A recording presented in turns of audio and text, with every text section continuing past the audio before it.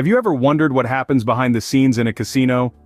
Picture this: a dimly lit room filled with the clinking of coins and the rustle of cards. In the back corner, Detective James sits, his sharp eyes scanning the room like a hawk. He's not here for the thrill of the game, but on a mission of a different kind.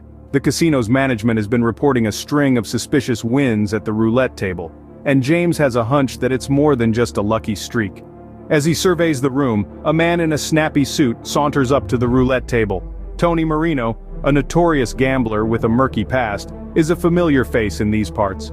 Marino and the croupier, a young chap named Jack, exchange a few words before Marino places a hefty bet on black. The wheel spins, the ball bounces, and lo and behold, it lands on black. Marino's grin widens as Jack pushes a stack of chips his way. Yet as James watches this scene unfold, he feels the prickling sensation of suspicion. The wins are too frequent, too predictable. His detective instincts are screaming that something's amiss. He watches as Marino, with a triumphant swagger, leaves the table and heads toward the bar. James decides to follow, his mind whirring with questions and theories. Introducing himself as a private investigator, James attempts to question Marino, hoping to shed some light on the situation. But Marino, perhaps predictably, scoffs at his questions and claims innocence. James is not deterred. His gaze shifts back to Jack, the croupier, who is anxiously watching their exchange. The roulette wheel continues to spin, but James has a new focus now. The nervous croupier, the confident gambler, and a series of unexplainable wins. Something wasn't right, and James was determined to find out what. James decided to approach the suspect, Tony Marino. In the midst of the casino's hypnotic hum, he moved towards Marino, his stride steady, his face a mask of calm determination. "Tony Marino," he began, introducing himself as a private investigator. He asked Marino about his winning streak, his tone casual but his gaze unflinching. Marino, notoriously sharp and shrewd, responded with a dismissive laugh, the corners of his mouth curling up in a smirk. His eyes darted around the room, avoiding James's steady gaze. "I'm just lucky," he said, his voice smooth but his body language betraying a hint of defensiveness. James pressed on, asking Marino if he'd be willing to answer a few more questions. Marino's smirk widened into a grin. "I've done nothing wrong," he scoffed, brushing off James's inquiries with a wave of his hand. But James wasn't deterred. He knew that the game was far from over. Turning his attention to the croupier, James approached Jack. His steps were measured, his gaze steady. Jack, the man at the helm of the roulette table, was a young bloke, not more than 25, with a nervous air about him. James started with casual conversation, asking about the casino, the clientele, and Jack's time working here. Jack responded with a shaky voice and averted eyes. He seemed to be an open book, albeit one that was slightly trembling under scrutiny. As they delved deeper into the discussion, James brought up the recurring wins on black at the roulette table. Jack's demeanor shifted noticeably. His hands fidgeted with the green felt on the table, his eyes darted, and his answers lacked the consistency of someone speaking the truth. Jack denied any involvement, his words rushed, almost as if he was trying to convince himself more than James. He claimed to be nothing more than a cog in the grand wheel of the casino, simply doing his job. But his nervousness painted a different picture. James pressed further, his questions becoming more pointed. However, Jack's answers remained as elusive as a shadow on a moonless night. Each evasive response only fueled James's growing suspicion. Jack was hiding something, that much was clear. James watched as Jack's eyes frequently darted to the side, towards a man in a sharp suit, Tony Marino. The connection was too obvious to ignore. The unease that Jack displayed around Marino was like a neon sign in the dimly lit casino. James decided to step back, giving Jack some space. He needed the croupier to think he was off the hook, at least for now. As he walked away, he couldn't help but notice the beads of sweat on Jack's forehead, glistening under the casino lights.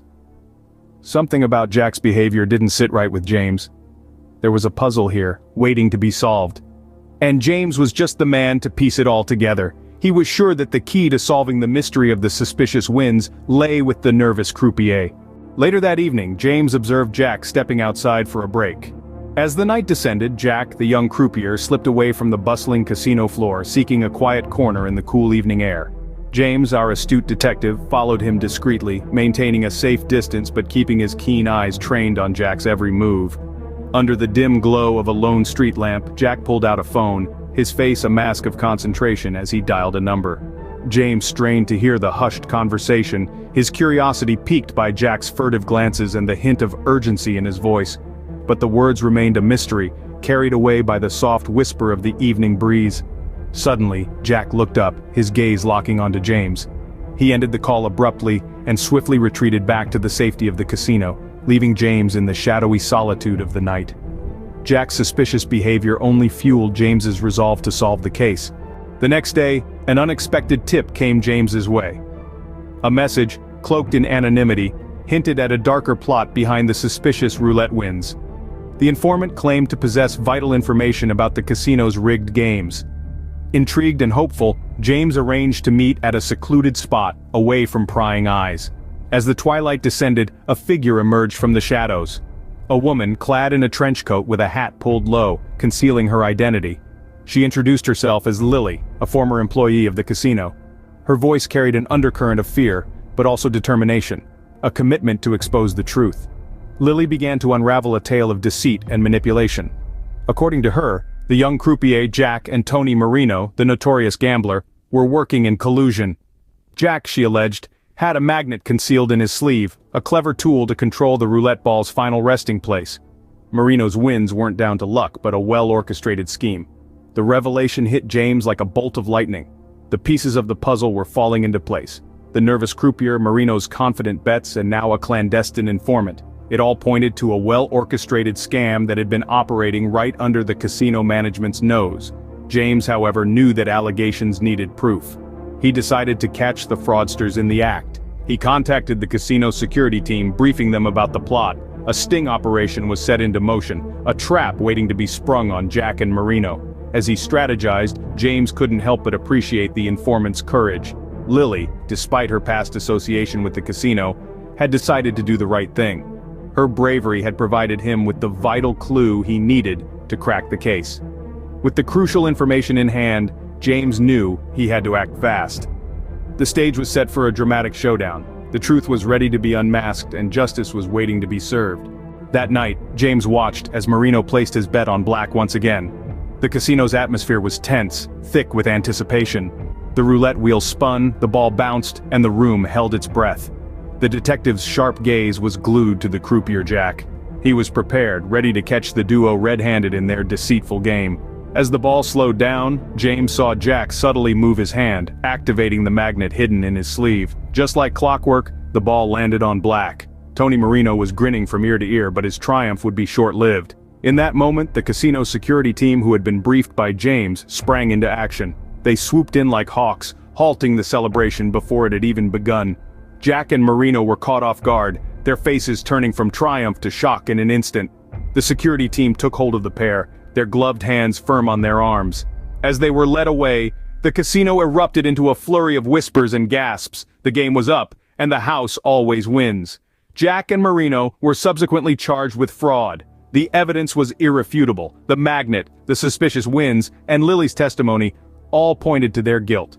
The casino, once a playground for their deceit, had become the stage for their downfall. James watched from the sidelines as the pair were escorted out of the casino. His stern face broke into a small, satisfied smile. He had done it. He had unmasked the fraudsters and restored the integrity of the game. The casino's management was immensely grateful. They thanked James for his tireless efforts and awarded him a generous reward. But for James, the real reward was the thrill of the chase and the satisfaction of solving another complex case. As he left the casino, the detective couldn't help but smile. He had done it again, outsmarted the fraudsters with his keen eye for detail and quick thinking. Another case solved, thanks to James's keen eye and quick thinking.